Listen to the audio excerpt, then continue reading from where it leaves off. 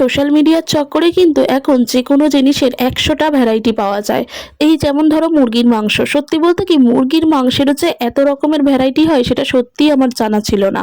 এখন কিন্তু যে কোনো জায়গায় অনেক রকমের মুরগির মাংসের ভ্যারাইটি পাওয়া যায়। আগেকার দিনে কিন্তু এতটাও জানতাম না। শুধু মুরগির মাংস বলতে ব্রয়লার মুরগিটাকেই চিনতাম। হয়তো আগেকার দিনেও ছিল, তখন যেহেতু এত বেশি সোশ্যাল মিডিয়া ছিল না, তাই মানে প্রচারটা এত বেশি হতো না। এখন যে কোনো জিনিসেরই প্রচার অনেক বেশি হয় শুধুমাত্র এই সোশ্যাল মিডিয়ার চক্করে।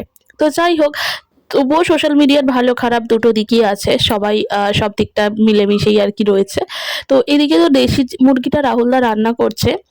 কিছু, কিছু মুরগির মাংস সত্যি বলতে কি খাসির মাংসকেও হার মানিয়ে দেয়। এরকমও আছে, মানে এই যে মাংসটা রান্না হচ্ছে এটা আমার তো মনে হয়েছে খাসির মাংসর থেকেও বেস্ট। মানে দেশি খাসির মাংসও রান্না করা হয়েছিল, দেশি মুরগিও রান্না করা হয়েছিল। তবে যারা খাসির মাংস খেতে পছন্দ করে তাদের কাছে খাসির মাংসটাই বেস্ট। কিন্তু আমরা যেহেতু মুরগি খেতে পছন্দ করি, আমার কাছে এটাই বেস্ট।